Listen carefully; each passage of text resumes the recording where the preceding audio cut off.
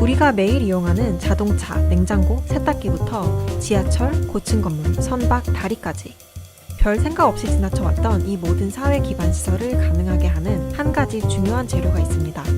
바로 철강이죠. 철강은 현대사회에서 가장 많이 사용되는 금속 중에 하나이고 특히나 제조업이 발달한 우리나라 산업에서 큰 비중을 차지해 왔습니다. 그런데 이런 철강이 경제와 산업뿐만 아니라 기후, 환경에도 큰 영향을 끼친다는 점 알고 계셨나요? 우리나라 전체 온실가스 배출에서 철강 산업이 차지하는 비중이 10%에서 13% 정도로 지금 추정이 되고 있어요. 세부 산업 하나에서 지금 나오는 온실가스 배출량이 거의 전체 배출의 10분의 1을 차지를 하기 때문에 철강 산업의 탄소 중립이 기후변화 대응에서 굉장히 중요하다고 볼 수 있겠습니다. 철강 산업이 이렇게 많은 온실가스를 배출하는 이유는 현재 철강을 생산하는 과정에서 많은 양의 석탄이 사용되기 때문입니다. 이렇게 고품질의 철강을 많이 생산을 하려면 지금 이제 고로라는 설비를 통해서 철을 생산을 하고 있어요. 철광석에서 철을 이제 성분을 뽑아내려면 석탄을 불가피하게 사용을 할 수밖에 없기 때문에 1차적으로 배출이 굉장히 많이 지금 나타나고 있고, 이렇게 탄소 중립을 위한 철강 산업의 중요성이 강조되는 가운데 최근 기후솔루션과 카이스트 녹색성장대학원 엄지용 교수팀은 한국 철강 부분의 2050 탄소 중립 경로를 다룬 보고서를 발간했습니다. 한국형 통합평가 모형을 기반으로 앞으로 철강 산업의 온실가스 배출 경로를 분석한 것입니다. 기존 지금 저희가 시행을 하고 있는 에너지 정책, 기후 정책 다 종합적으로 고려를 해서 과연 2050년에 철강 산업에서 배출이 얼만큼 줄어들어 있을까 시나리오를 이제 분석을 해봤는데 2020년 이제 수준 대비해서 2050년에 30%에도 못 미치는 약 26% 정도만 줄어드는 것으로 나타났어요. 지금 정책으로는 2050 탄소 중립 목표에 도달할 수 없다는 건데요. 그렇다면 탄소 중립을 이루기 위해선 철강 부문에서 어떠한 변화가 필요할까요? 일단 직접 배출이 아무래도 배출에서 가장 큰 비중을 차지를 하고 있기 때문에 직접 배출을 줄이려면 석탄을 많이 사용하는 이런 석탄 기반의 고로 공정에서 탈피를 하고 석탄 대신에 그린 수소라든가 재생에너지를 기반으로 하는 뭐 전기로라든가 아니면 수소환원 제철이라든가 이런 이제 새로운 기술로 빨리 이제 넘어갈 수 있도록 또 투자라든가 또 R&D에 아무래도 힘을 써야 할 것 같고, 동시에 이제 간접 배출 부분에서도 굉장히 신경을 좀 많이 써야 하지 않을까 싶어요. 지금 저희 이제 전력이 아무래도 이제 석탄 화력 기반으로 많이 이제 조달이 되고 있는데 청정 에너지원, 재생 에너지라든가 더 장기적으로 봤을 때는 그린 수소라든가 이런 것들이 이제 에너지원으로 사용이 될 수 있도록. 하지만 이런 정책적, 기술적 변화가 아직은 산업계에서 부족한 상황입니다. 작년에 이제 2월에 그린 철강위원회라고 해서 이제 포스코, 현대제철 총 이제 6개 철강사들이 탄소 중립을 2050년까지 달성을 하겠다 이렇게 선언을 했어요. 좀 반가운 소식이긴 하지만 사실 그 로드맵의 좀 어떤 구체성이라든가 이런 부분에서는 사실 아쉬운 부분이 아직까지 많이 나타나고 있고요. 2030년, 그럼 40년에는 과연 얼만큼 감축을 달성을 할 것이고 신기술은 언제쯤 어느 정도로 사용을 할 것인지, 고로 같은 경우에는 언제까지 이제 가동을 하고 페이스아웃을 할 것인지 이런 것들을 이제 다 종합적으로 좀 이제 제시를 해줘야 되는데 그런 부분들이 굉장히 많이 지금 부족하거나 아니면 아예 제시를 하고 있지 않아서. 지난 몇십 년간 산업 발전에 큰 주축을 이뤘던 철강 산업. 이제는 보다 혁신적인 비전과 발빠른 적응을 통해 기후위기 대응을 이끌어 나가야 할 시간입니다. 포스코 역시 49년 역사에서 처음으로 전면 가동 중단이라는 의견을 2022년 9월 6일 새벽 제11호 태풍 흰남노가 최대 500mm의 엄청난 폭우를 포항제철소 인근에 쏟아부으며 포스코 창사 이래 3기의 용광로가 동시에 전면 중단되는 초유의 사태가 벌어졌습니다. 이런 전례 없는 일을 발생시킨 원인 중 하나로 지목된 게 인간의 막대한 온실가스 배출 때문에 일어나고 있는 기후변화인데요. 기후변화에 가장 많은 기여를 한 산업 중 하나가 철강 산업인데, 그런 철강 산업이 이번에 기후변화에 강력한 영향을 받게 된 겁니다. 철강은 우리들의 삶 곳곳에 스며들어 있는 아주 중요한 자원입니다. 때문에 인간의 철강 사용량은 과거부터 지금까지 꾸준히 증가하고 있고, 수요가 증가하는 만큼 철강 산업은 막대한 온실가스를 배출하고 있죠. 대표적인 철강 생산 강국인 우리나라도 탄소 배출량이 꾸준히 증가하고 있고요. 국제에너지기구에서는 전 세계 철강 산업이 이런 추세로 쭉 간다면 전 세계가 탄소 중립 목표 시점으로 잡은 2050년에도 막대한 양의 이산화탄소를 대기 중으로 계속해서 배출할 거라고 예상하고 있습니다. 기후변화를 악화시키는 철강 산업의 막대한 온실가스 배출. 우리는 기후변화를 막기 위해서라도 더 이상 철강을 사용하면 안 되는 걸까요? 철강을 통해 엄청난 문명의 혜택을 누리고 있는 인류이기 때문에 철강이 없어진 현대 인류의 모습은 상상하기가 어렵습니다. 그렇다면 궁극적인 해결 방법은 온실가스를 배출하지 않고 철강을 만드는 건데 이게 과연 가능할까요? 오늘 기후변화로 인해 격변의 시기를 보내고 있는 철강 산업에 대해 알아보겠습니다. 철강 산업은 왜 이렇게 온실가스를 많이 배출할까요? 1차적인 이유는 그 생산 공정에 있습니다. 철강 업계에서 전통적으로 철강을 만들어 온 대표적인 방법 중 하나가 바로 고로 공정인데요. 이 고로 공정은 철강을 만드는 주 원료인 철강석을 석탄과 함께 뜨거운 용광로에다가 녹여 산소를 제거해 철을 얻는 방식을 말합니다. 석탄이 녹으면서 발생하는 일산화탄소는 산소와 결합하며 철과 함께 이산화탄소를 발생시키죠. 철강 산업에서 온실가스를 많이 배출하는 이유가 바로 이런 석탄을 통해 철을 얻어내는 제조 방법 때문입니다. 이런 사정으로 대기 중 이산화탄소 농도 증가에 아주 많은 기여를 한 철강 산업은 기후변화를 악화시키는 산업이라는 오명을 벗기 위해 이산화탄소 감축 목표를 발표하기 시작합니다. 그 일환으로 전 세계 주요 철강 기업들은 여러 가지 기술 전환을 시도하고 있죠. 현재 기후변화를 대응하기 위한 차세대 기술로 주목받고 있는 기술은 바로 전기로와 수소 환원 제철입니다. 전기로는 고철을 주 원료로서 철강을 만드는데 전기로 가열한 열로 고철을 녹이는 방식입니다. 석탄을 사용하지 않기 때문에 기존의 고로 방식에 비해 이산화탄소가 훨씬 적게 나오죠. 하지만 전기로 생산량이 늘어나면 전기 수요 역시 증가하기 때문에 재생에너지와 같은 청정 전력을 확보해야 하는 문제가 있습니다. 또 전기로는 고철이 주 원료이기 때문에 고로와 비교해 상대적으로 철강의 품질이 떨어진다는 한계가 있어 품질 향상의 과제가 있기도 합니다. 전기로에서 녹이는 고철은 탄소 중립이라는 과제 앞에서 앞으로는 전기로의 활용성을 더 높여야 한다 이런 의견도 많이 있어요. 그래서 고로에 비해서는 탄소 배출량이 훨씬 적기 때문에 그러는데요. 다만 고민은 이제 그런 게 있는 거죠. 철강 전문가들이 얘기하는 거는 첫 번째는 전기로에 고철을 녹여서 그 쇳물을 생산하기 때문에 품질을 높이는 데 한계가 있다. 인간의 필요에 맞게 다양한 성분으로 되어 있잖아요. 어떤 건 뭐 탄소가 많은 것, 적은 것, 크롬이나 니켈이 또 들어간 거, 안 들어간 것 등 아주 여러 용도로 만들었기 때문에 그리고 또 여러 가지 다른 금속과 섞였기 때문에 전기로 해서 고철을 녹여서 뽑아낸 쇳물은 고품질의 철강을 만드는 데 한계가 있었어요. 그래서 보통 전기로 해서 고철을 녹여서 만드는 쇳물 갖다가는 건축자재로 많이 쓰였죠. 철근이라든가 뭐 강재라든가 그다음에 가드레일이라든가 이렇게 그런 용도로 많이 사용되고 고품질의 철강을 생산할 수가 없었어요. 그런 측면에서 어떤 전기로는 좀 그런 한계가 있었던 거고요. 두 번째는 전 세계적인 철강 생산량, 철강 수요량을 다 맞추지 못해요. 전기로에서 나온 쇳물로는 도저히 충전할 수가 없는 거거든요. 그렇기 때문에 그 고철을 녹이는 용도로 지금까지 전기로가 한정돼 있다면 앞으로는 수소 환원 제철과 함께 가는 전기로가 필요하다고 생각이 들어요. 그리고 전기로와 함께 철강 산업에서 미래 철강 제조 기술로 평가되며 철강 기업들이 기술 개발과 상용화에 매진하고 있는 게 바로 수소 환원 제철입니다. 수소 환원 제철의 원리를 간단하게 설명하면 앞서 고로 공정에서 산소를 제거하기 위해 석탄을 썼다면 이 기술에서는 수소를 사용하게 됩니다. 이산화탄소가 발생하게 되는 고로 공정과 달리 여기서는 산소와 수소가 반응하면서 이산화탄소가 아닌 물만 발생하게 되는 거죠.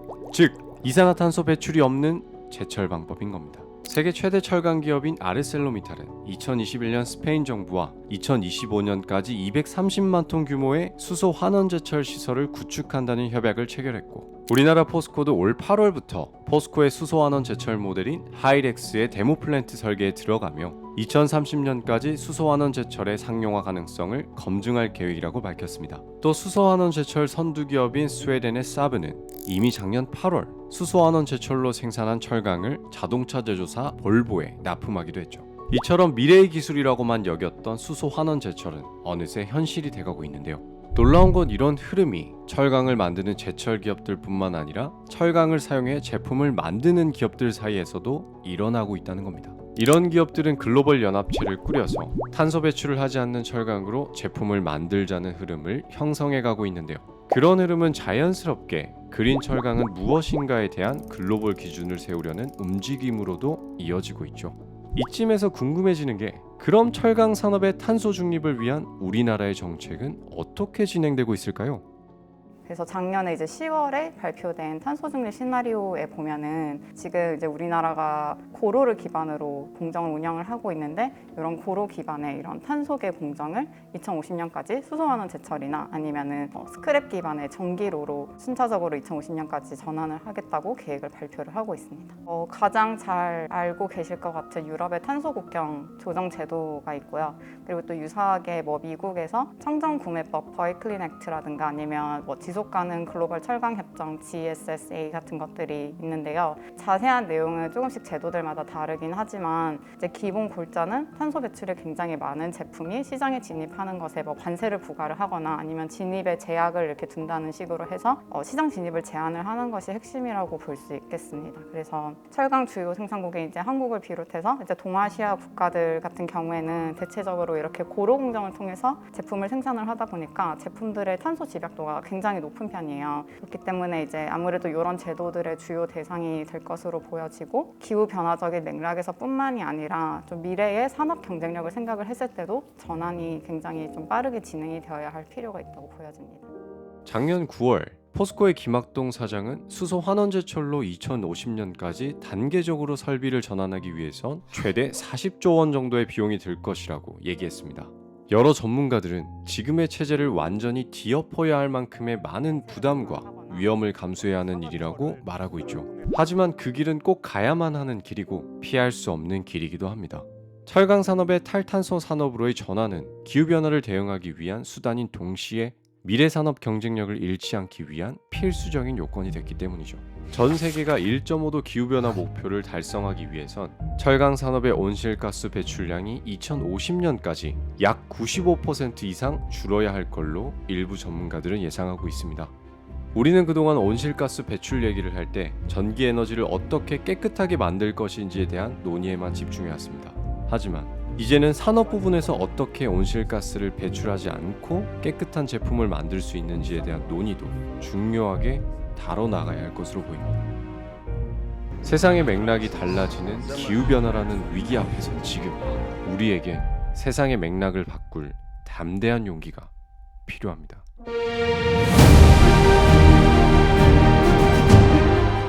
In 2022, South Korea elected a new president. Immediately after the win, President Yoon Suk-yeol headed to one of Korea's 3 major steel plants. 또 탄소 중립 이 모든 것을 우리 제철이 함께 실현해 나가는. In 2021, South Korea became the 14th country in the world to put carbon neutrality into law. The bill requires the Korean government to cut greenhouse gas emissions by 40% or more by 2030 compared to 2018. This gave Korea an important task, decarbonizing its manufacturing-heavy economy, including steel. This is Kuna Kim, who's a researcher at a Seoul-based climate organization who helped investigate the health impacts of steelmaking in Korea. 이런 이제 아시아 국가들 같은 경우에는 대체적으로 제조업을 기반으로 이제 수출을 많이 하는 국가들이잖아요. 그러다 보니까 이 국가들 같은 경우에는 철강을 굉장히 많이 대량으로 생산을 해야 하고 또 어느 정도 품질이 뒷받침이 되는 철강 제품을 생산을 해야 해요. 아시아 국가에서 필요로 하는 철강 제품을 만들기 위해서는 저희가 이제 용광로로 흔히 알고 있는 고로라는 곳에 철광석이랑 석탄을 넣어서 녹여서 제품을 만들어내고 있습니다. 석탄을 기본적으로 사용을 하기 때문에 각종 미세먼지나 이런 대기오염 물질들이 배출이 되고 또 많은 탄소 배출이 된다는 문제점들을 공통적으로 가지고 있습니다. Currently, there are 3 major steel plants in the country, in Pohang, Gwangyang, and Dangjin. Among the 3 cities, Gwangyang has the largest steel production in the country with the world's biggest integrated steel mill. And according to research by SFOC and the Center for Research on Energy and Clean Air, the region around Gwangyang was most severely impacted by particulate matter pollution, raising a lot of concern in the community. Park Soo-won is a local climate activist. As part of their advocacy, they have been conducting interviews with the Ondong Village community, one of the most severely impacted residential communities near the steel plant. 싶습니다. 저희가 사실은 저희가 오늘 가는 마을은 제철소의 심장이라고도 하는 보로가 제철소 보로에 가장 가까이 있는 민간 주민들이 거주하는 마을이거든요. 근데 거주하고 계시다 보니까 제철소에서 발생되는 많은 오염물질들에 그대로 노출되어 있는 것이죠. 그러니까 제철소 주변 지역에 인구들이 계속 감소하고 있다는 거, 빈 집들이 많아진다는 거, 젊은 세대들이 없고 또 학교가 사라지고 있다는 거. 이거는 단순히 인구 절벽의 문제가 아니고요.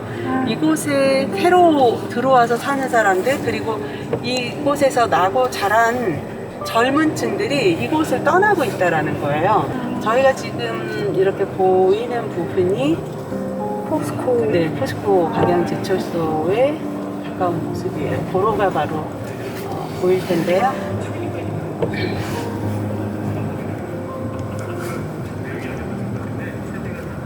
저게 바로 보로예요.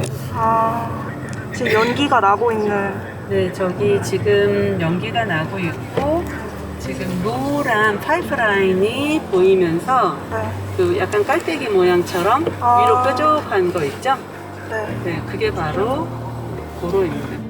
At Undong Village, we spoke to one of the elderly community members who's been affected by the toxicity of the steel plant for decades. 안녕하세요. 저는 이 마을에 사는 방행성이라고 합니다. 나이는 74세, 49년생이고 74년간 계속 이거 살고 있어요. 아니, 제철소가 안 들어와서는 저 땅이 우리 생활터전이었었어요. 생활터전. 지금 제철 부지가. 아유, 주민들은 모르지. 들어온 게 들어오는갑다라고 살았지. 우리가 어떻게 그걸 큰 기업이 들어오는지 모르고. 아니, 그럼 하는갑다라고 살아서 지금까지 살다 보니까 우리가 피해를 보고 있는 거예요, 지금.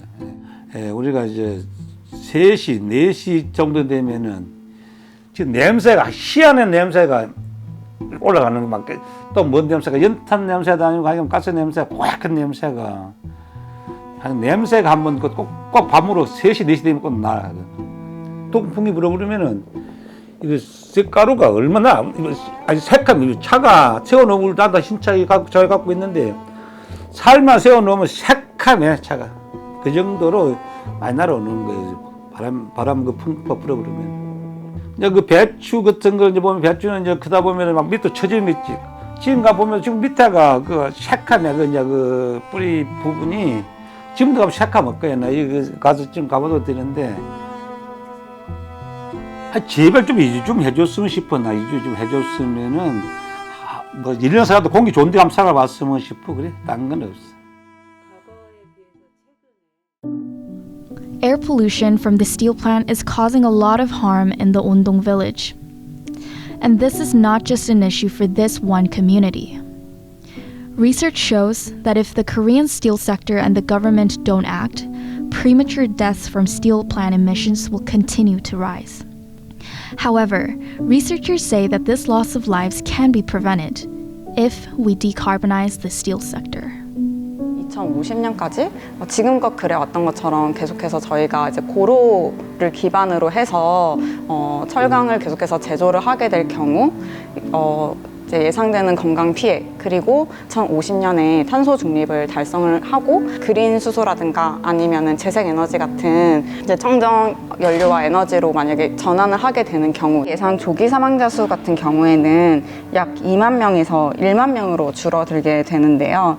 역으로 보면은 1만 명에 해당하는 사람들의 조기 사망을 예방을 할 수 있다고 해석을 할 수 있겠습니다.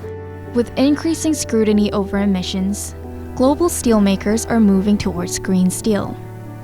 The question is, how fast will they achieve decarbonization, and can this happen worldwide?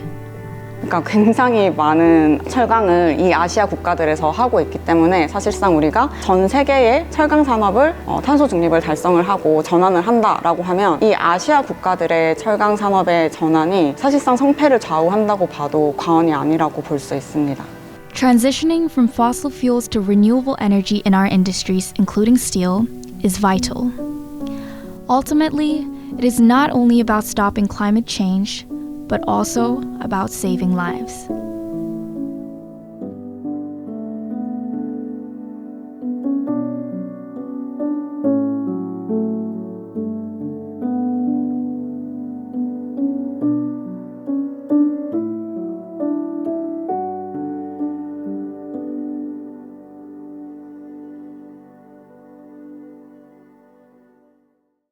며칠 전 저희는 우리나라의 온실가스를 가장 효과적으로 줄일 수 있는 방법이 될지도 모를 탄소 중립 기술을 개발하고 있는 포항에 다녀왔습니다. 혹시 우리나라에서 온실가스를 가장 많이 배출하는 산업이 어딘지 아세요? 그건 바로 철강 산업인데요. 오늘 얘기할 주제는 바로 미래 철강 기술에 대한 얘기입니다. 우리나라에서 철강을 만드는 제철소들 중에 가장 대표적인 곳은 포항에 있는 포항제철소입니다. 막대한 온실가스를 뿜어내는 철강 산업은 파괴적인 기후변화의 원인이 되는 온실가스 배출에 대한 우려와 탄소 중립을 달성하려는 해외 철강 수입국들의 규제 때문에 큰 변화를 맞이할 준비를 하고 있는데요. 철강 산업은 이곳 포항에서 빠르게 그 탄소 중립 기술을 준비하고 있습니다. 아쉽게도 저희가 포항 제철소 안까지 들어가 보지는 못했지만 포항 제철소 근처 여기저기를 돌아다니면서 오늘 온실가스 대량 배출 산업이라고 불리는 철강 산업의 오명을 벗겨줄 수소환원 제철 기술에 대한 얘기를 해보려고 합니다. 다음 달부터 유럽연합 국가에 수출하는 철강 업체는 탄소 배출량을 의무적으로 보고해야 합니다. 공법 개발로 2050년까지 탄소 중립을 달성하겠다는 게 포스코의 목표. 갈수록 거세지는 탄소 규제의 움직임에 국내 철강업계도 대책 마련에 분주합니다.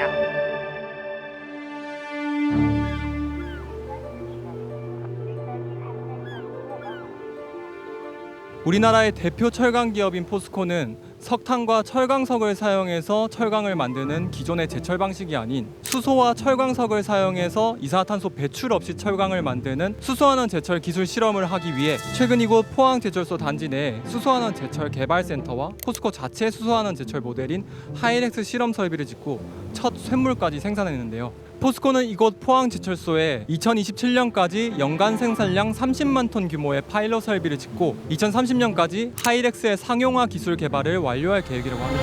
포스코가 꿈의 기술로 불리는 수소 환원 제철 하이렉스 공법 개발에 착수했습니다. 그러니까 포스코의 계획대로라면 이산화탄소 배출 없이 철강을 만들어 실제 판매까지 할 수 있는 수소환원 제철 상용화 설비를 2030년쯤 되면 지금으로부터 6년 뒤죠. 그쯤 되면 볼 수 있다는 말인데요. 근데 지금 보이는 포항제철소에 수소환원 제철소를 짓기 위해서는 바다를 매립해 부지를 추가적으로 확보해야 한다고 하는데 이 부지는 2041년쯤은 돼야 모두 조성할 수 있을 정도의 엄청 넓은 면적이라고 합니다.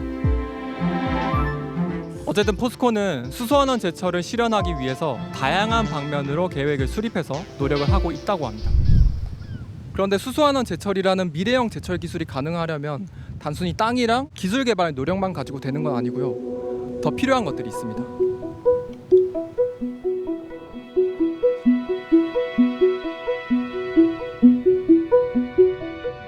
그 중에 대표적으로는 수소가 있는데 수소도 그냥 수소가 아니고 재생에너지 전기로 만든 그린 수소가 있어야 되고 또 기존에 온실가스를 뿜으면서 철강을 만들던 저기 석탄고로 설비들을 모두 수소환원 제철 설비로 대체하려면 거기에 매몰비, 자재비, 건설비, 인건비 등등해서 몇십조 단위의 재정이 투입돼야 하는데요. 그린 수소는 우리나라에 재생에너지가 너무 없어서 국내 생산이 거의 불가능해 해외에서 비싸게 사와야 할지도 모르는 상황이고요. 설비들을 대체하는 데 필요한 돈은 단일 기업이 감당할 수 있는 수준의 스케일이 아니라서 정부의 지원이 필수적인데 현재 정부의 지원이 좀 많이 부족한 상황이라고 합니다. 기술의 잠재성은 뛰어나는데 이 기술이 꽃을 피워야 하는 땅이랑 비료가 영 좋지가 않은 거예요.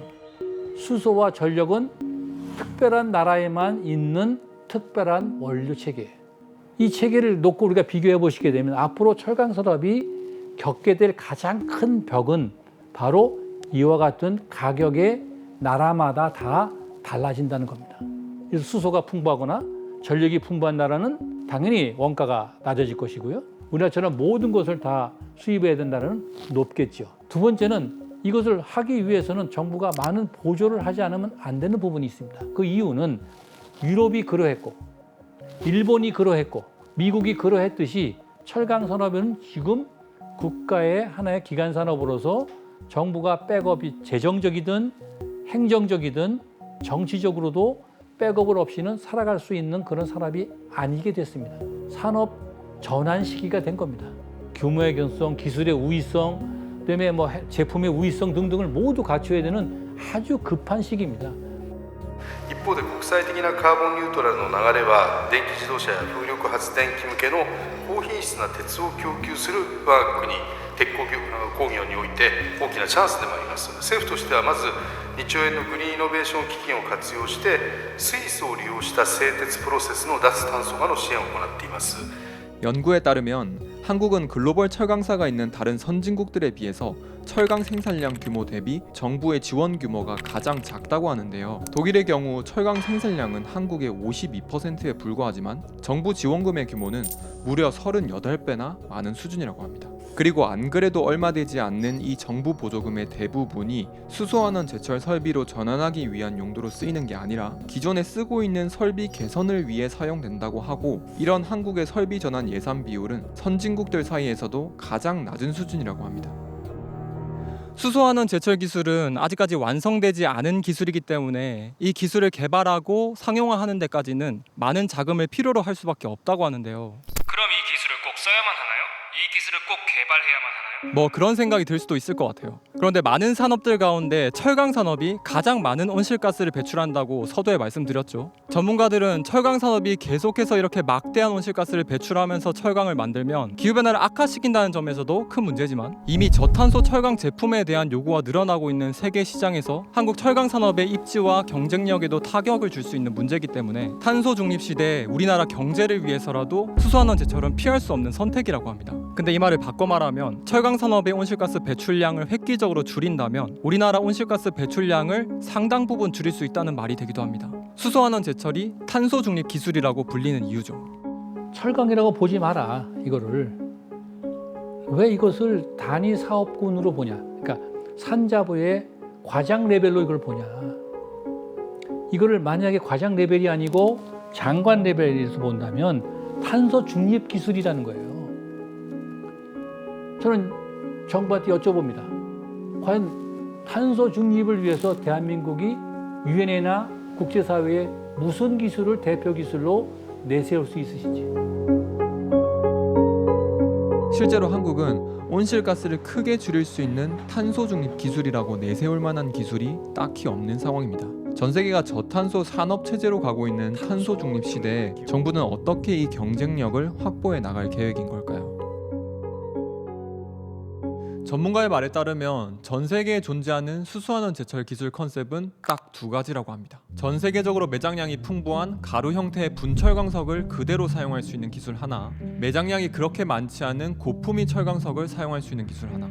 이 중에 우리나라는 매장량이 풍부한 분철광석을 자연 상태 그대로 가공 없이 사용하는 기술을 개발하고 있는 건데요. 이 기술을 개발하는 이유가 바로 여기 있습니다. 포스코의 말을 그대로 인용하면 하이렉스는 철광석 분광을 그대로 사용할 수 있는 기술이기 때문에 원료 확보가 용이하고 생산 원가가 경제적이다. 쉽게 말해 전 세계에 얼마 되지 않은 고품위 철광석을 이용하는 것보다 전 세계에 널려있는 철광석을 가지고 값싸게 수소환원 제철을 할 수 있는 기술을 개발하려고 한다는 거죠. 고품위 철광석은 매장량이 적기 때문에 이걸 원료로 쓰는 기술을 사용한다면 현재 인류가 쓰고 있는 철강 사용량을 모두 커버할 수 없다는 한계를 가지고 있습니다. 당장이야 어떨지 모르지만 장기적으로는 지속 가능한 제철 기술이 아닐 수가 있다는 거죠. 그래서 결국 이 말은 우리나라만 수소환원 제철로 전환하고 띡 끝날 게 아니라 앞으로 전 세계에 수소환원 제철소를 놓으려고 하는 기업들이 쭉 있을 텐데 그 시장까지 가져가냐 마냐에 대한 얘기인 거고, 이거 당연히 우리나라가 선점하면 좋은 거잖아요. 탄소 중립은 물론이고 세계 수소환원 제철 기술 시장 선점이라는 실리적인 이유까지 있는 겁니다. 이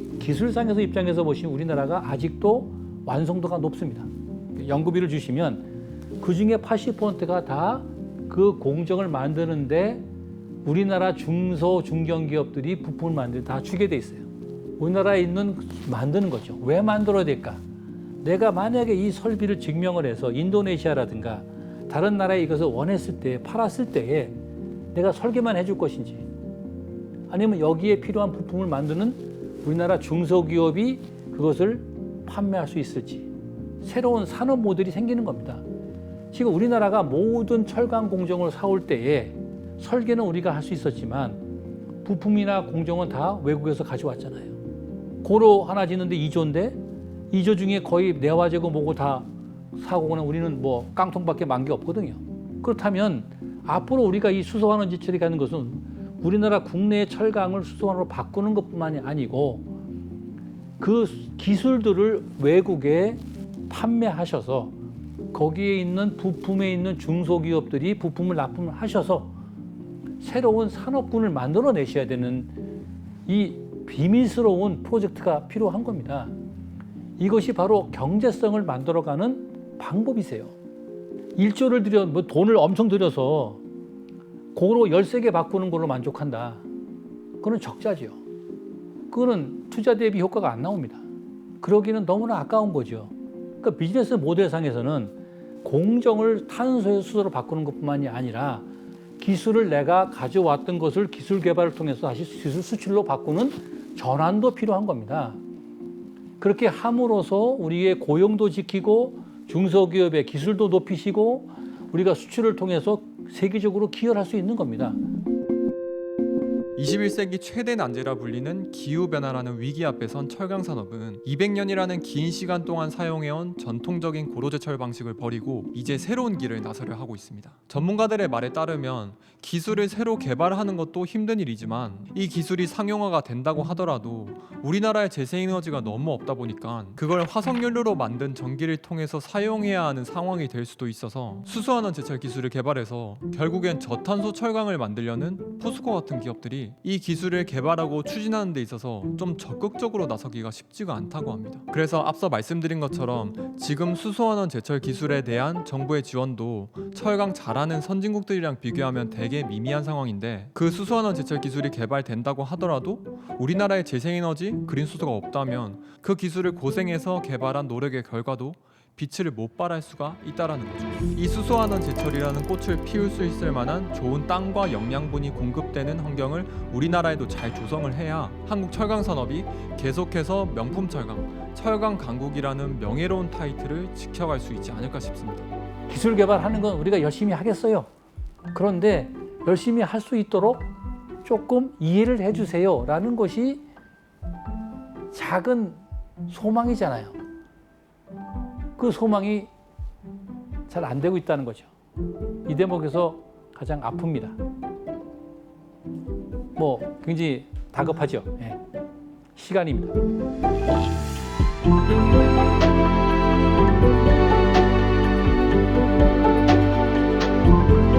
저희가 준비한 영상 끝까지 시청해주셔서 감사합니다. 혹시 이 이슈에 대해서 더 궁금하신 분들이 있다면 유튜브 설명란에 있는 링크를 타고 들어가시면 더 자세한 내용을 보실 수 있습니다. 그리고 저희 이번에 기후솔루션 웹페이지가 새롭게 리뉴얼 됐는데요. 홈페이지 링크도 아래 설명란에 걸어 놓을 테니까 저희 단체가 궁금하신 분들은 구경 오셔도 좋을 것 같습니다. 그럼 다음에 더 유익한 영상으로 찾아뵙겠습니다. 감사합니다. 들어가세요.